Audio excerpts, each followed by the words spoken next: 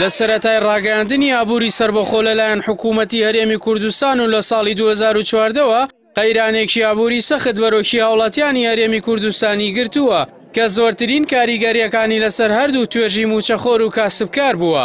بە درێژایی ساڵانی دوای ئابووری سەربەخۆ و سەرهەڵدانی قەیرانی موچە، حکوومەتی هەرێم هەر مانگ و ساڵێک بە بیانوویەک کێشەی بۆ موچەی فەرمانبەران دروست کردووە کە لە هەر وڵاتێک مافێکی ئاسایی و یاسایی فەرمانبەرانی کەرتی دەوڵەتە.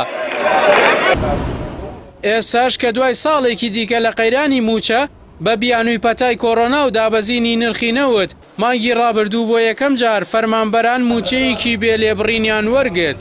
بەڵام ئەوەی لای هاوڵاتی و موچەخۆر جێگەی پرسیارە چارەنووسی ئەو دەیان موچەیە چی بەسەردێت کار ساڵێک بە بیانوویەک نەدراوە. کابینەی نوێمی حکوومەتی هەرێمیش زۆرینەی ئۆباڵەکەی دەخاتە ئەسۆی کابینەکانی پێشخۆی.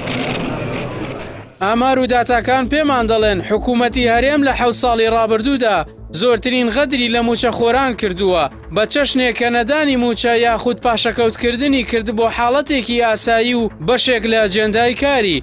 ساڵی 2015 فەرمانبەران 4 موچەیان پێنەدرا، کاتێکیش سیستەمی پاشەکەوتی موچە سەپێنرا هیچ باسێک لەو 4 موچەیە نەکرا و حکوومەت وەک مافێکی زیادەی فەرمانبەران خۆی لێبێبەری کرد.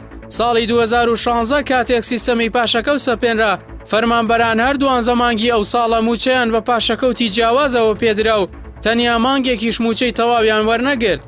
ساڵی 2017 خراپتر لە 2016 جگەل لەوەی حکوومەتی هەرێم موچەی تەواوی مانگەکانی بە پاشەکەوتەوەدا، موچەی مانگی 12 ئەو ساڵەی هەرنەدا و دابەشی نەکرد. سیستەمی لێبڕین لە موچەی فەرمانبەران بۆ ساڵی 2018 بە ناوی پاشەکەوت و کەمیدا هات هەر بەردەوام بوو کە ئەو کاتە وێڕای کۆتایی هاتنی شەڕی داعش و بەرزی نرخی نەوت. کەچی حکوومەتی هەرێم ئەوەی کردە بیانوو کە قەرزاری کۆمپانیەکان و بانکەکانە و ناتوانێت موچەی تەواو بدات. سەرەتای ساڵی 2019 کابینەی هەشتەمی حکوومەتی هەرێم لە کۆتایی ماوەی دەسەڵاتیدا بە پشتبەستن بەو 420 میلیارد دۆلاری لە بەغداوە دەهات بڕیاری لابردنی پاشەکەوتی موچەیدا. تەنیا بەوەندەش بەرپرسیارەتی موچە نەدرا و پاشەکەوت کراوەکانی لە ئەسۆ گرت کە ڕایگەیاند موچەکان وەک پاشەکەوت بۆ فەرمانبەران ژمار دەکات. ناوەڕاستی ساڵی 2020 بە بیانووی دابەزینی نرخی نەوت و لێکەوتەکانی پەتای کۆڕۆنا جارێکی دیکە حکوومەتی هەرێم کێشەی بۆ موچەی فەرمانبەران دروست کرد. بەڵام ئەم جارە لێبڕین لە موچەی فەرمانبەران تەنانەت لە چوارچێوەی پاشەکەوتیشدا جێی نەکرایەوە، بەڵکو بە ناوی خۆگونجاندن کابینەی نوێمی حکوومەتی هەرێم لە ماوەی ساڵێکدا موچەی 7 مانگی فەرمانبەرانی بە تەواوی بێسەروشوێن کرد و موچەی 4 مانگیشی بە لێبڕینی 120 و لە 118 دابەش کرد. ئەوەی ئێستا لای فەرمانبەران بووتە پرسیار ئایا سادەترین مافی یاسایی کە موچەیە لە مانگەکانی ئایندەدا چۆن دەبێت؟ ئایا کێ بەرپرسیارەتی ئەو هەموو موچە فەوتا و لێبڕدرا و پاشەکەوت کراوە لە ئەسۆ دەگرێت؟